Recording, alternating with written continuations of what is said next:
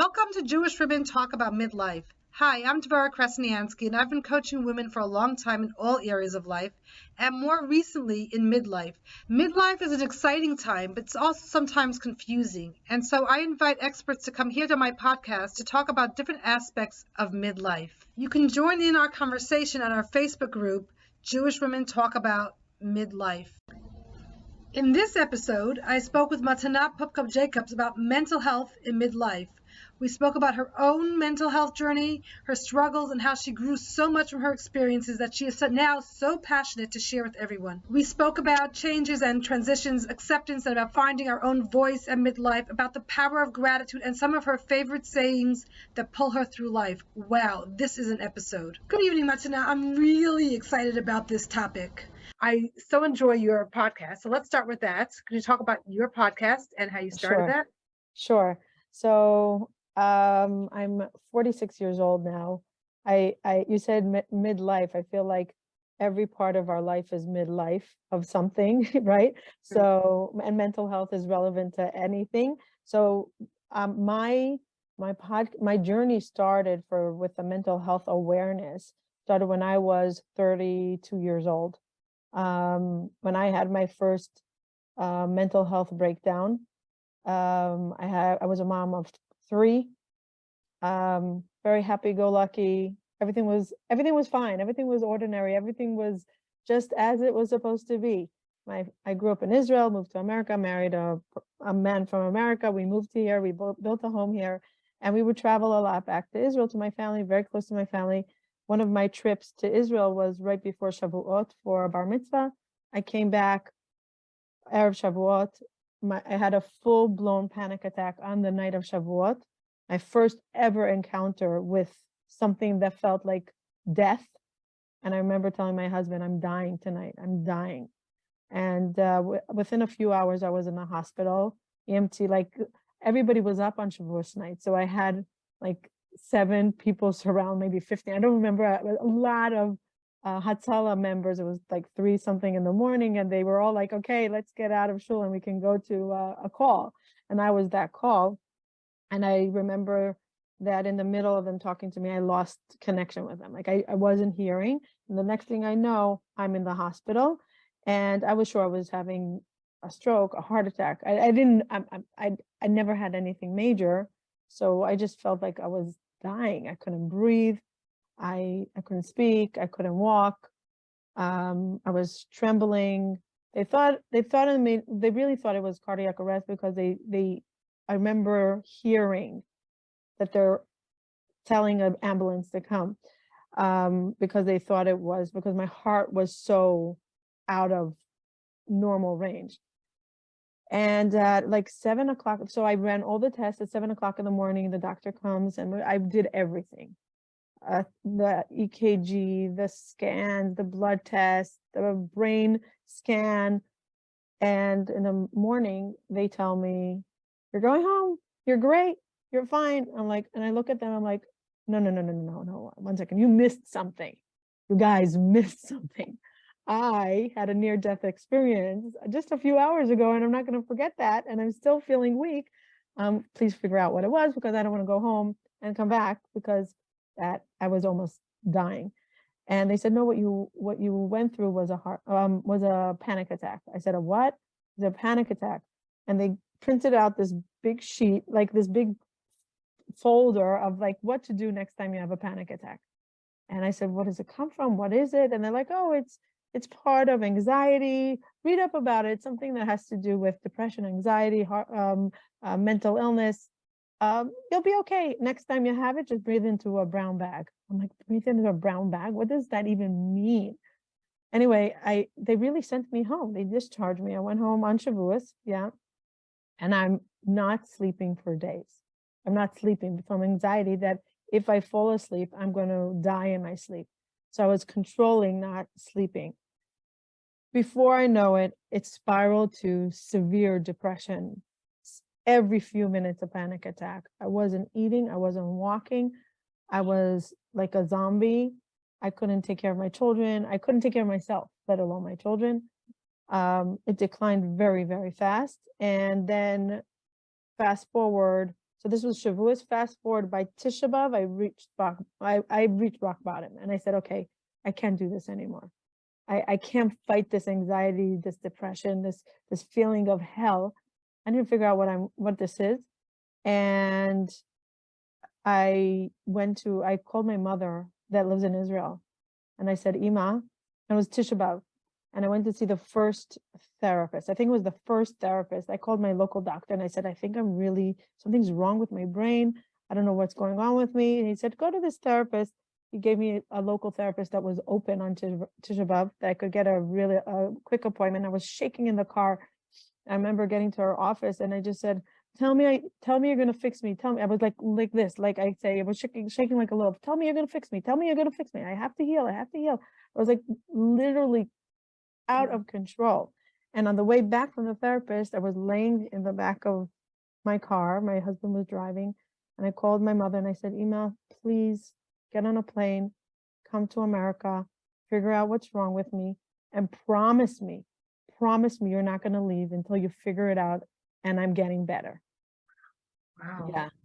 She's like, Matana, what's wrong? I said, it's really bad. It's really bad. I thought I'd be able to control it. I don't know what's wrong with me.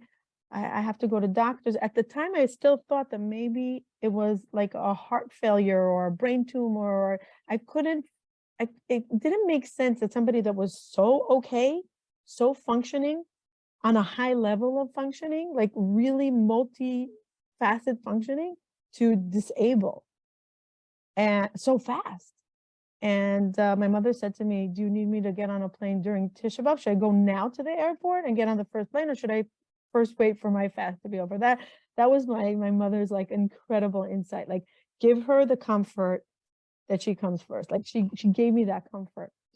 And she came to America. I said, you can break your fast and then get on a plane. The next day she was there, and I said, okay, we have to go through all top doctors, heart, lung, brain, blood.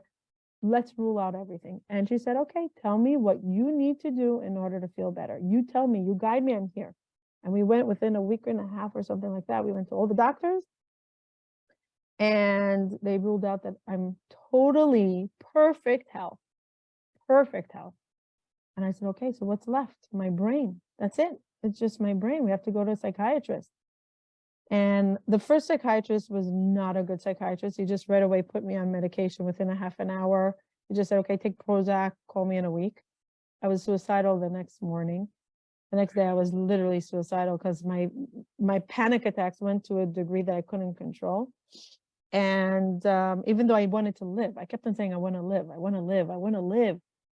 But I didn't know if my brain will take over my body. That was my fear. Will my brain, and I didn't know anything about mental health. I said, will my brain do something that I'm afraid of? And I called my aunt that's a therapist in the city, and I said, tell me who you send your clients to. I want the top psychiatrist. And my husband said, listen, when we're dealing with the brain, we go to the top. Just like if it was brain surgery, we're going to go to the top. We're not going to go to just a local brain surgeon if God forbid we need it. He said psychiatry is like brain surgery. We're going to go to the top. And we went to Dr. Parker, and I call him my malach. He sat with me for 3 hours. An angel. He listened. He wrote it down. He drew diagrams of what happened to me, because I kept on saying, will I get better? Will I get better? Tell me I'm going to get better. I have 3 children. Tell me I'm going to get better. Tell me I'm going to get better. Like a broken record. And he was explaining step by step what happened to my brain. He said that there was a short in the circuit in the brain, and there's either neuroplasticity that you can put it back together, but it takes a lot of mindfulness and a lot of exercise, and you need the dopamine. He did the whole neuroplasticity, but he said, in the meantime, because you're literally not surviving, we're going to give you medication, and we're going to see how you go from there. And he said medication can take 60 to 90 days to take effect. You're going to see slow relief. In the meantime, you're going to go on 2 different kinds. He was walking me through it. The nicest doctor till today. I'm in touch with him. This was 13 years ago. And even though I'm off medication for over 10 years, I'm off of all my medication. And not everybody are able to do that, but I was on a path. Like I knew that I was determined to do it. And I went with him on a journey to try to get off medication.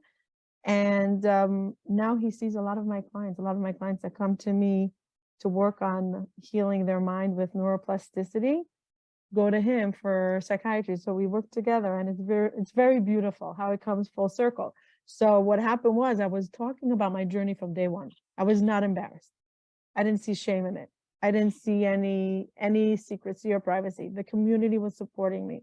My friends were supporting me. Everybody was involved. My mother took us to Israel after I got on medication. We were there for a few months. I stabilized, came back to America. And then I realized that the medication was numbing me a little bit, and I wasn't living alive. I was just surviving. So that was the journey of how I got off my medication. I also wanted to have more children. That's in the next story that I'm not going to get into now. But my podcast came because I was sharing my story so out loud. Everybody was contacting me. Don't tell anybody, but I want to ask you a question. It always started, can I ask you something, but don't share it with anyone. It was like the biggest taboo. I said, sure, no problem. And I saw that I didn't have enough time to give, even to reply to text, to reply to emails. I didn't have enough time and I felt bad. And a few years ago, I said, you know what, I'm just going to start a podcast to start sharing and breaking the stigma, because this fear factor of what if people find out was holding back people from healing. That was the biggest thing that I saw of coming over and over and over, and people reaching out to me.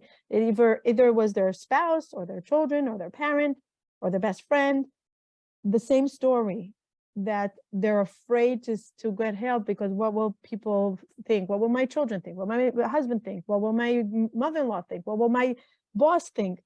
And I said, the biggest healing that you can give yourself is the freedom from the secrecy.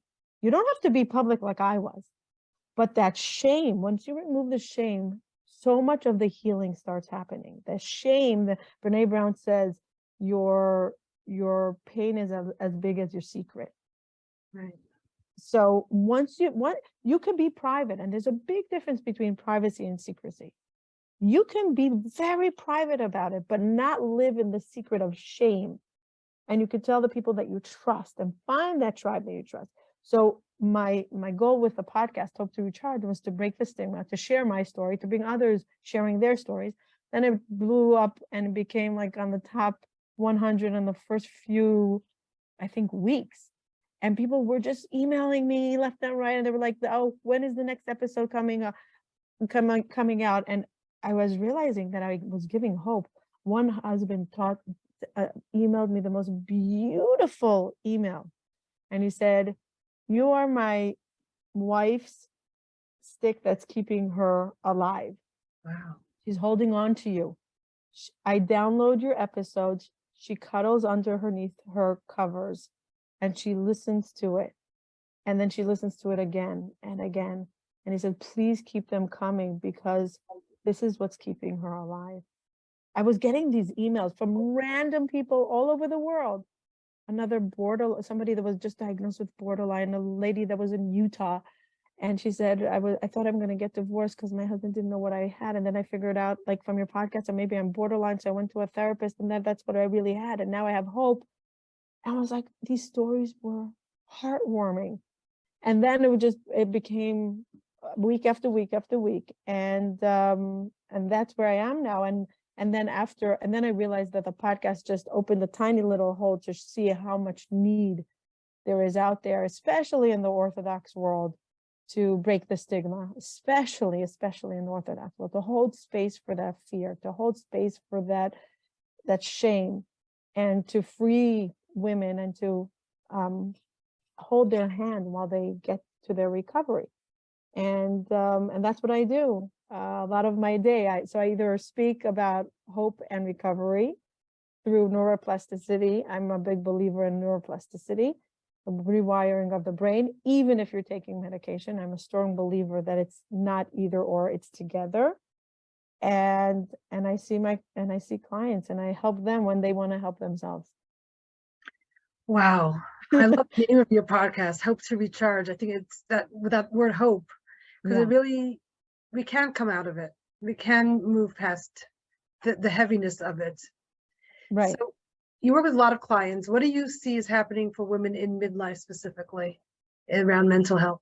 So what I see a lot with midlife specifically, I see there's an awakening. There's suddenly awakening of them saying, wait, was I living my life until now? Was I living somebody else's life? And am I willing to devote my next 40 or 50 years to somebody else's either core values, beliefs, systems? And they're like, wait, where was I in this picture until now? Until now, I was on automatic. I thought I was part of something. I thought this is what I want, but it no longer sounds familiar or something that I want to be a part of. Right. And they're detaching from the story that they were told or that they thought themselves, they were telling themselves. And they're like, something is not real here. Something feels dead. Something feels off. And it could be in relationships. It could be with work. It could be with their children. It can be with themselves. It could be a lot of things. But a lot of times, I feel like this little awakening of saying, okay, I'm no longer willing to stay in this place. I'm no longer, and I'm going to go and research. So it could be a low grade depression. It could be anxiety. It could be sadness. It could be frustration of like, I'm no longer like, I'm done being quiet. I'm done being okay with just okay. I want more. I want to thrive. I see that women from 35 to 45 are thriving when they take action. Until then, they're coasting because they're surviving. They're just surviving life. Work, children, schools, whatever they are. If it's a profession, they're surviving. So there's so many tasks on their plate. They don't have time or mindfulness to say, wait, what about me? Where was I? And then like 40, 45, sometimes even earlier. For me, it was 35 because I had early ovarian failure. I stopped giving birth earlier and then I had a baby. That was another, but I wasn't supposed to. God wanted me to have it, but I was told that I'm not going to have children. And I was basically in menopause when I was 30 something, very young, very young. And that's when I had my awakening. So I say that like people have that awakening. Very few have an awakening of what midlife have at 20, because there's still that, it's like that playfulness that, okay, maybe next year. When you hit like 35, 40, you're like, okay, let's get serious about life. What do we want? What are we doing? What did we do the last 25 years? Where are we? And 50, even more so. 50, they're like buckling down, either a new career or moving. There's a lot of transition, and they're taking themselves seriously for the first time, maybe in their life. And it's fascinating to watch, and it's inspiring. And I don't think that my mother's generation was the same way. I think social media, I think awareness, I think breaking the stigma is giving permission for women to take action and to say, oh, we matter. And so when they take this action, so like they have this idea that they want to change, right? And then they actually have to make the change. Is that something that you work? So I always say, before the first step of any change is awareness. That's the first step of just awareness. You don't have to know where you're going 100%, but you have to know, I no longer want to be here. This is not where I belong. I always say, check in with your core values and check in on them a few times a year. Check in on them like on the new year, the English New Year, the Jewish New Year, on your birthday. Are these my core values, or am I living somebody else's core values? What core values were my core values, and which ones did I outgrow? Which core values align with me and which not? So once you have the awareness is the first step. Then there's acceptance. Acceptance is sometimes the longest period of time that you hover in, because that you're trying to like, no, maybe I don't need to, because change, everybody knows change is hard, and being in the place that is known is so much easier than being in a new place that is unknown, even if it's beautiful and promising, because change is hard. So that acceptance time takes a lot of time, and there's a tug of war. Yes, no. And then there's financials, there's beliefs, there's religion, there's children, there's spouse, there's time, and there's like, wait, do I really want this? And there's belonging, there's worthiness. All these things start coming up. So that part of acceptance is long. Once the acceptance happens and you say, okay, I'm committed, I'm in, I need a change, I'm no longer here and I'm accepting the fact that I'm changing, then the change comes so much easier. And the willingness to show up is already a joy. It's already like, oh, let's see. You're already at the gym. You're already on the treadmill. It's not before you go to LA Fitness and check out, do I have time? Should I even make a membership? You already made the membership. You decided what your goal of your workout is. You maybe even decided what classes you're going to take and what days you're going to go, and you're on that treadmill. And then you're just like excited. Okay, when am I going to see the treadmill again? When am I going to pick up the weights again? And you're looking forward to change. Now you don't see the change right away, but you smell the smell of hope and excitement, and you start noticing things. And then the change happens slowly until Maveslim. Change happens all the time, all the time, all the time. You spoke last week, and I told you that we have many changes in life, many changes in life. It's from single to married, or from elementary school to high school, from high school to college, or to yeshiva, or to work, or from college, if sometimes you get married, we have then to maybe children or not children, or career. There's changes. Then we move countries, do we move states, do we move jobs, do all these changes. The transition between them can be very difficult. It could be all very positive changes, from a good job to a better job, from America to Israel, from single to married to joy, from being a young couple to children, from a baby to a toddler, from a toddler to going to school. All these things, the transitions are so hard to a beautiful thing.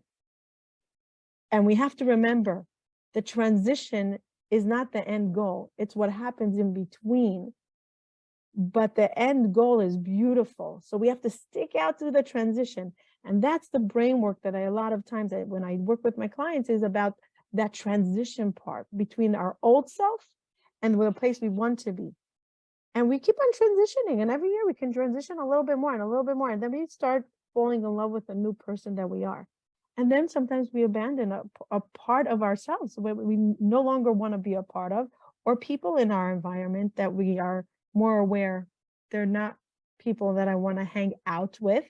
And you become very clear on boundaries, on self-care, and it becomes addictive, and it becomes so fun, and it becomes familiar, and it becomes freedom.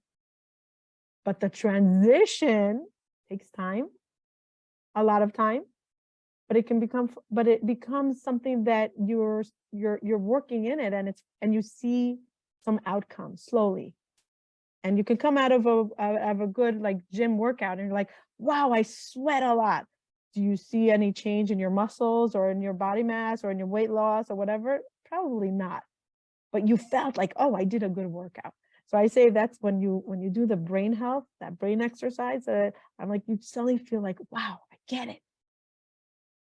Like Brene Brown calls that the messy middle. Yes, right. You just have to go through it. And I also love the book by Bruce Feiler, Life is in the Transitions. Right. Oh, fantastic. Fantastic.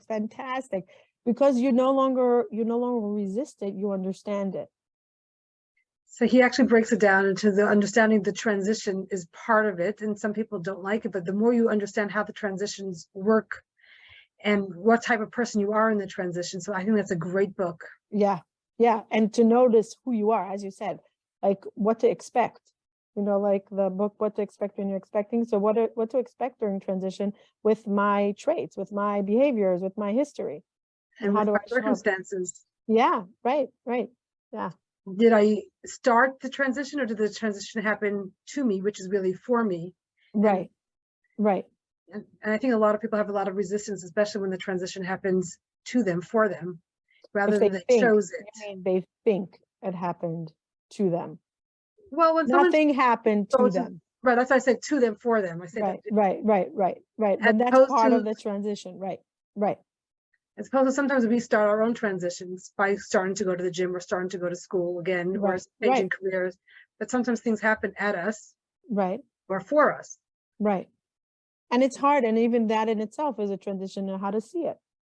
I once had a very good friend that was getting divorced, and and I use this with my clients all the time, this analogy, and I love it. And I love it, love it, love it, because it just goes to every kind of change and transition. And I knew that she wasn't happy for many years. And I knew that she was in a very lonely, hard marriage. And I asked her after, I think she was married for 25 years. She was divorced once in the beginning. She got married Hasidish, very young. She was married for a week maybe, and then she got divorced and just remarried. Then when she got divorced after 25 years, she had about 8 or 9 children at the time. And I said to her, why now? And what happened? Like, what happened that you left now? Like, half your kids are married. Like, what was that like change in your mind? What happened in your marriage? What happened that you said now? And she said something so beautiful. She said, Matana, listen, my whole married life, I knew that this is not where I'm happy. I knew that it will need to change. But I said to myself, if I'm leaving because I'm running away, it's not the right time. When I'm leaving, when I know nothing about what's going to happen as soon as I leave this marriage, when I walk out and I leave and I say, maybe I'll still be miserable afterwards. And maybe it's going to be worse, but I'm leaving because I no longer belong here. My belonging is no more here. So I cannot stay here another day. And it's time for me to leave no matter what happens when I walk out. And she said, I knew that for many years I was running away. And I said, I need to go with peace because I don't belong, not because I'm running away. And I'm like, wow, that is the most beautiful thing, because sometimes we're running away from things that are in our lives, but are we choosing to come to a place of, I just don't belong here and I don't know what is going to come next. And I'm willing to come with curiosity.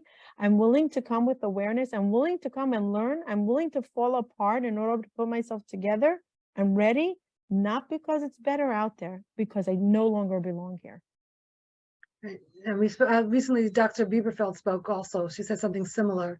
And I think it's important to really understand why you want to make that transition, what's really happening for you. And for so many years, we were doing a different life, whether it was because it was sort of expected for us, or it was, and now when we have this awakening, sometimes we decide that we want to stay and make some changes, and sometimes, or stay in our job and make some changes, or stay in our life and make some changes, or stay in our city, or sometimes we choose that we want to do something very different. Yeah. But she also did say that do with a lot of forethought, and don't just jump at it just because I can't do this anymore. It has to have some thoughts. Yeah, you have to have a thought, but a thought can also be, I'm ready to, I believe that a thought can be, I'm ready to overcome whatever is going to happen next, but I'm done with this chapter. I'm done. I have nothing to give in this chapter anymore. And if I don't step out of it, I will never know what's on the other side in the next chapter. And sometimes it's 25 years of thinking about that. You know, I don't belong. This chapter is messy. This chapter is not pretty, but I want to go to the next chapter, but I'm not ready. So that readiness of turning the page, I'm ready. Okay. And I think that's the difference between running away versus walking out and saying, I'm done. Not with anger, not with resentment, not with that I'm doing it to gain my life back. No, I no longer belong here. And sometimes when we do it with that resentment, there's too much energy in that resentment for actually to start building up a new life. And so many times I see with clients, so many times I say, before you go into the next chapter, let's heal what was broken from the previous chapter, because you're going to recreate it if you're coming with the same energy. If you don't heal that energy, if you don't heal what was broken, if you don't reflect and see what needs attention, probably you'll create it again, because you don't know otherwise, because your body, your structure doesn't know a different way. So naturally, it just fall into the same patterns. So how do we move to the next chapter with healing what was not okay in the previous chapter, and looking forward and reflecting and saying, okay, what part needs attention? So we see that a lot with, especially at this stage, that it was just want to make a change, but we don't know what to do. It just something has. So what do you help people do in that part? So usually when I do a regular, before anybody starts working with me, I ask them, what is the biggest hurdle that's going on in your life now that's getting you stuck? And I have a few questions that people usually don't think about. I'm just sad. I'm just tired. I'm just frustrated. I just have no life to me. I just don't want to do anything anymore. But take a step back. Ask yourself, what's the biggest hurdle in your recovery or in your change? What do you want to change to? What is not working that you want to work? And what are you willing to do? How much are you willing to do? What are you willing to be makriv, to sacrifice in order to get there? And maybe it's 5% now, and maybe it's just learning, and maybe it's just reflecting. But usually, right away, the answer is there, because there's like a few questions that it becomes very clear, what they want. What's the first thing? What's the biggest hurdle in the way is usually where the answer is. Because if you, for example, somebody will say to me, I'm trying to think of a recent, someone recently said, I have so much anxiety, I can't sleep at night, and but I need to get up in the morning to go to, she's in medical school. And I said, so what's the hurdle? What's the hurdle for you? And she said, my anxiety. And then we break down. So right away, I understand that she wants to work on her anxiety, because if her anxiety is what's preventing her from sleeping, then she can't get up in the morning. Then her next day is bad. And then she's failing in school. Okay, anxiety. Do you know what is the major part of your anxiety right now? Did you have it before? Is it something new? Do you know how it comes? Like, what part of the day does it come from? Is it first thing in the morning? Is it from a person? And very fast we see, okay, for her was anxiety. Somebody else was her spouse. Somebody else was her finances. I want to do this, but I can't. It's my finances. Okay, let's look at what your history with finances in general. Like, what's your relationship with finances? Do you say to yourself, I have no choice? I hear so much, this is a broken record. I have no choice. I can't. I said, first of all, you do have choices, but maybe the choices are not so beautiful. And it feels like you don't have a choice, but you're choosing every day. Every day there's a choice, and you're a part of that choice. So you're no longer a victim. So once they realize that they're part of it and there's decision making, suddenly they're empowered, and suddenly they make bigger decisions. And it could be tiny little changes that create bigger decisions, but it's no longer it's happening to me. I'm part of the process of it. So it's just saying, what is the hurdle? For me, a hurdle will be now time. If somebody would ask me, what's your biggest hurdle? I would say, I don't have enough time. I don't have enough time. Too much going on. I have too many dreams, too many aspirations, too many projects. I don't have enough time. Okay, so do you want to make time? Matana, what's important to you? Do you want to make time? Or maybe you're saying, okay, for the next year, I'm totally okay staying in what I'm doing now. And it might not be in the dream place of whatever it is, but other things are more important. And I'm not willing to take away time from that. And it's okay. And then there's acceptance. And there's, oh, wow, I'm in control. There's acceptance. There's no longer, oh my God, I'm not doing it. No, that's exactly where you need to be. Perfect. The idea of seasons. And so that you're knowing that it's your season, you're actually choosing the season you want to be. It's choosing, it's with awareness. It's awareness and saying this is more, and that was I always check into my core values. What core values am I not giving enough attention? What core values am I feeling guilty? My subconscious is feeling guilty because I'm not showing up for them. Where do I want to give more attention to my core values? What core values do I want to let go of? In order to make time, maybe, and maybe not. But these things are part of the whole mindfulness work. And I'm very big into mindfulness. Two things I think really helped me heal and get off of my medication. the breath work that I did for my anxiety to reduce, to be able to control my panic attacks, to not have them anymore. Unless there's terrible turbulence, I could still trigger myself a panic attack, but I allow myself. I'm like, okay, I allow myself during turbulence to have a panic attack. I'll breathe through it. I'll maybe even take a little bit of a medication. I always travel with medication just in case there's turbulence. But I know I don't have panic attacks anymore. So I learned how to breathe. I learned how to say no. I learned how to say no, which I didn't know before, to have value even if I say no. Gratitude, I don't go a day. There's no day without multiple gratitudes. It's just automatic. And it's not because I'm holy, and it's not because I'm spiritual. It's because it's my IV for life. It's literally my IV for life. If I go a day without gratitude, I'm depleted. I'm not living alive. And it doesn't even happen. It just doesn't even happen. Because there's so many opportunities for gratitude when you really start looking at it. It's part of the way I see things already. There's even in the most dire times, I tap into gratitude. In the peak of COVID, peak of COVID, when I realized that my anxiety was going high because just people were dying, and it was just, first of all, I disconnected. I don't watch the news. I told my family, you're not allowed to tell me anything that's going on unless it's a rule. I don't want to know stats. I don't want to know anything besides if it's a law.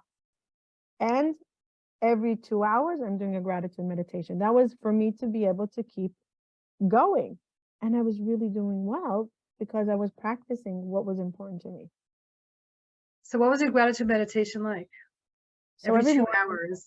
So like, then, so it could be even, so that every 2 hours could be very easy. I go into my room, I lock myself in my room, or if I don't, at the time, if I had a child, I'll put them on, and I just close my eyes and I breathe in and out. It could be 2 minutes, it could be 5 minutes, it could be 10 minutes. And I go down the list and it comes flowing. Now I have to put a stopwatch because I can go into a trance of like an hour and it comes and it comes and I start with my breath. I'm just feeling it up my nose. It's going down my throat. I'm feeling, I'm getting nurtured. Like I'm breathing on my own. Then I start feeling like, okay, where am I feeling stressed? Okay, can I relax it? I'm grateful for that. And then all of the blessings that start coming in my mind. I was able to make breakfast. I was able to eat. I was able to walk. I was able to do laundry. I have water. I was able to take my children to school. Oh, they came home from school. They got up on their own. The alarm clock went off on time. There was light. There was heat. There's food in the refrigerator. I was able to cook. I was able to use a knife on my own. And it just goes in a minute. My relationships, my technology was one that kept on repeating every single gratitude meditation. I was grateful for technology. It kept on coming to me. I'm so grateful for technology. I can be in touch with my parents. I could see them. They're not alone. We were able to order things online because of technology. Amazon, so many things. Zoom. My kids were seeing their friends. So technology became one of my number one gratitude. The breath was big during COVID.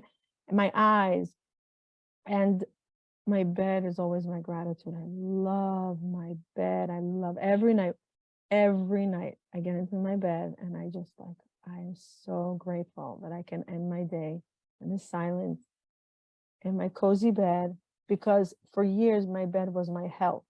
My misery was counting the seconds till the sun comes up. Every night I was up all night with panic attacks, with anxiety, with the night terrors that the night's not going to end, and then it comes 5 o'clock and I can't function, and then I sleep through the day. So I hated my bed, even though it held space for me to run away from my depression. But now I'm so grateful I can go into my bed to recharge with joy. So are your gratitudes the same every day? No. So I have a gratitude meditation that I do every morning. And then I say my nishmat. And then every 30 days, I choose what I'm highlighting. 40 days, sorry, every 40 days, I choose what I'm highlighting through that nishmat. But there's always a gratitude meditation. Before I get out in the morning, before I open my eyes, I do a 30-second to a minute meditation. Sometimes if I have more time, I'll do 2 minutes before I get out of bed. I just breathe and I'm feeling the linen. I'm feeling the skin on the linen. I'm feeling the air. Is it cold? Is it hot? Is there air conditioning? Is there heat? Is there light? Is that whatever I'm feeling? Is there silence still in the house? What am I feeling? Are the kids already like, what am I tapping into? And then I get up. After my kids leave, I go into a ritual of a 15 to 20-minute meditation with there's a few like very like that I do affirmations and I do my nishmat, and then it's just whatever I feel that day. Throughout the day, I could stop for a few minutes here and there, and I go into it. During dinner, by us, it's all about gratitude. And my kids make fun of me, like, Mom, you say it every night. I'm like, yeah, because I feel it every night. I just feel it. And it's part of our lingo already in our house. My daughter has this gratitude thing that whiteboard that she writes on every day what she's grateful for before she goes to school. She has a journal. It's part of our language. And then before I go to sleep, I do like a 10 to 15-minute meditation. And then if I have time, I'll also do an abundance meditation to like bring in the next day. We end every day with bringing in the next day. So they have to meet ends, And so what does that look like? So I just go into a very, very beautiful place of Zen, of intimacy with God, literally intimacy with God. And I count all the blessing of the day, even things that didn't work out. So it's not like, oh my God, I'm grateful for my child being sick. So let's say my child was sick. I'm so grateful that I live in America and I have good doctors. I'm so grateful that he's in bed and I'm home. I'm so grateful that I had Tylenol. I'm so grateful, and it's right away to those things. I'm grateful that my husband's going to help me through the night with him. I'm grateful that they're sleeping or whatever it is, that I have the heating. So if something went bad financially, what went good around it? You don't have to be grateful for the negative, for the hard things. I'm very big into acceptance of the bad, of the hard. Don't try to fight it. Don't try to say, oh, I'm grateful for something that's really painful. No, accept it. It's really hard. I'm feeling really sad. I'm feeling really broken. This hurts me. This is really, really, really hard. Give it a lot of space. Matana, what do you need now? How can I help you? What will make you feel better now? Do you need a tea? Do you need sleep? Do you need time? Do you need somebody to cuddle with? Do you need a therapy session? What do you need now? What can help you? Even though I'm feeling this way, I still love and accept myself. And I'm still choosing to see what went good for me today, even though I'm feeling really sad, broken, shattered, whatever it is, angry, resentful, all of the emotions come, all of them. I'm choosing to right now be in gratitude and hold space for my sadness, my pain, and what are you going to do with it? What are you going to do? Are you going to set boundaries? What are you going to learn from it? Sometimes I'm in too much pain to learn lessons. Sometimes it's at the end of the week. But I always do, like in Hebrew, you say hafakat lekachim, hafakat, like what are like outcomes like that you learn from this? Like, what did we learn from this? And I'm very aware, which part of my mental illness came because I had zero awareness, zero boundaries, zero awareness, no filters on my brain, on my surroundings, on my friendships, on who I give my time to, who I give my love to, who I give my joy to, who I connect with. It was like, oh, everybody come, here's Matana, and Matana is here for everyone all the time. And I still struggle with that. It's still a constant struggle, but I'm much more aware and mindful. And the mindfulness is a daily practice of just, what am I feeling now? Where am I? What is working? What is not working? Right here, right now. Not in 5 minutes, right here, right now. And I close my eyes and I'm like, okay, where are you? Okay, you're good. You're good. What are you hearing? What are you tasting? What are you feeling? Come to the now. Just come to the now. Be mindful. And in midlife, there's a lot of things happening, a lot of changes, and at the same time, a lot of things happening and a lot of good things. So while we can have the big changes, there's lots of, depending, of course, on your family dynamics and whatnot, and friends and family. Some people have grandchildren at this point, and weddings, and so weddings are wonderful and stressful. Right. And so you can hold the both. You can hold that. Yes. It is stressful. Yes, and it's wonderful. Yeah, so I say remember to enjoy the joy. My biggest bracha to people before a simcha, you're going to have a lot of the satana mashchit, I call it, the satana mashchit that comes into to really like, oh my God, it's a simcha, but the stress. And I said, don't forget to enjoy the joy. Be in the joy. You did so much to, or in the chagim, you did so much to get here. Remember the joy. Bring in the joy. Tap into it because it's a joyful experience. Yes, you're going to have all the others, and it's come all the other negative feelings or hard feelings or whatever it is. They're going to be there. Give them attention, but remember also to give attention to the joy part. Like some people were telling me about when the grandchildren come and it becomes this big stress, but they're the grandchildren, and so there's a mess. So there's the mess, and I got to play with my grandchildren, and so or wow, I was hoping I will be the grandmother that will really love playing with my grandchildren a lot, but I'm seeing maybe that's not me, and that's okay. We have a hashtag in our house, and that's okay. No judgment, and that's okay. I was hoping that I would be that fun bubby or that fun grandma that can spend a lot of time, but I see that I get really stressed. So this is what's going to work for me so I can enjoy them when they're here. So is it this time of the day? Is it this time of the week? Is it these time of the, not every week, maybe every other week, which ones come together or not, who get along? And it's all sometimes new to us. So we're not, it's a new part of us that's coming to the game. And we're like, wait, what works for us? And not with no judgment, no judgment. So what do I want? I want to be joyful. I want to be present. So how can I get there? And maybe it's a little bit now and a little bit more later. But when you remove the judgment, ask yourself what you need. And you're saying, that's okay. That's okay. Listen, I gave birth when I was 42 years old. I was so past children because I thought I already grieved the past. I'm not going to have children because I was diagnosed with early ovarian failure and I had 6 miscarriages. I'm like, there's no babies coming.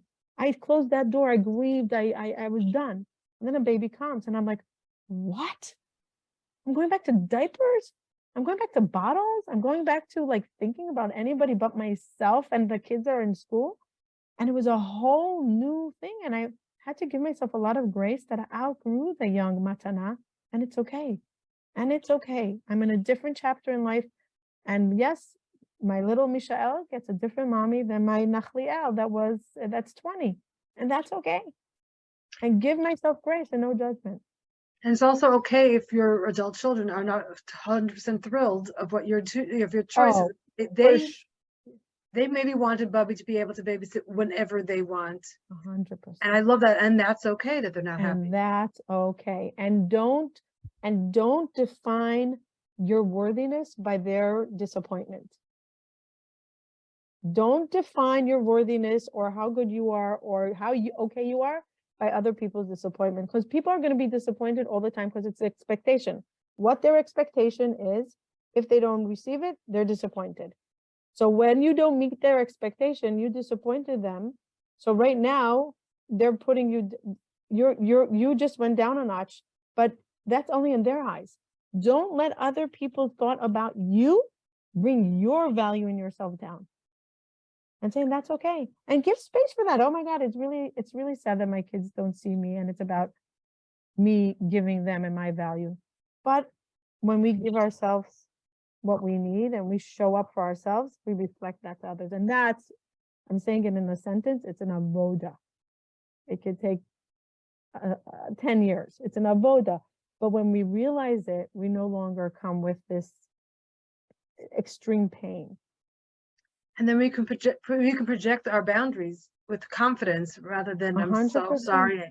And I think they end up taking it better from us when we say it with confidence. Yeah, and explaining versus I'm the mean mommy that's selfish.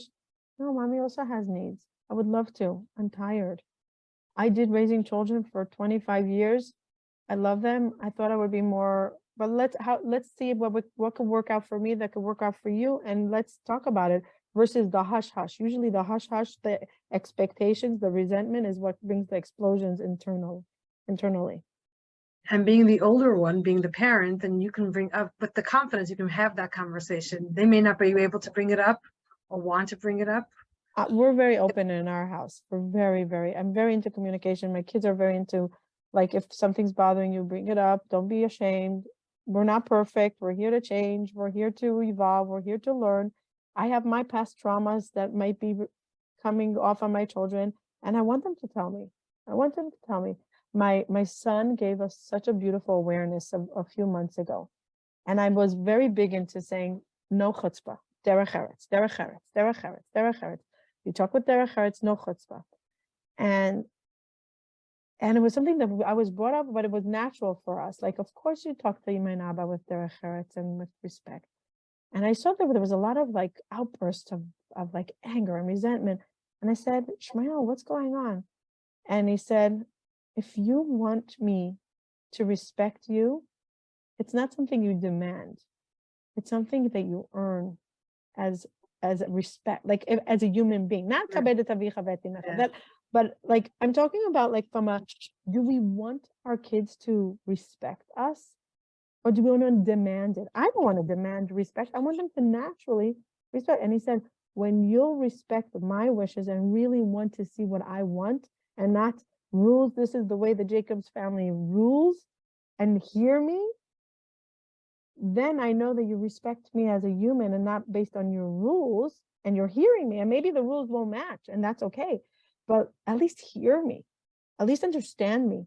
And the last 2 years, 3 years, I'm working on listening to understand, not in order to respond. Listening to understand, not in order to respond. That's something that I'm working on for the last, since 2020. And I'm not good at it yet. So yeah, tell me more. Tell me more. I'm going to try not to respond. I want to hear and hold space, even if it's triggering me. I want to understand your point of view. So that's great. We said a lot, and we can, like you said, we can talk for hours on this. I love it, and that's okay. Yeah. And your gratitude. We said so much. This was so interesting. So thank you so much. How can people reach you and the name of your podcast? So my podcast is hopetorecharge.com. Hopetorecharge.com. It's on all the platforms, on Spotify, on my website. You can go and they'll see the Apple Podcast or whatever. And if you go to hopetorecharge.com, it's contact. There's a contact me. So there's also, we have on Instagram, on Facebook. You'll find me, Matana Poupko Jacobs. You'll find me there. All right. So thank you so much, Matana. This was so interesting. Thank you. Thank you for having me. And thank you, everyone. Good night. Thank you for joining me in another fascinating conversation about midlife. If you'd like to reach me, Devora Krasnianski, to talk about your midlife or anything else, you can reach me at jewishmidlife@gmail.com, and follow us at Jewish Midlife on Instagram and Facebook, and join us in our conversations in our Facebook group at facebook.com/group/Jewish Women Talk About Midlife.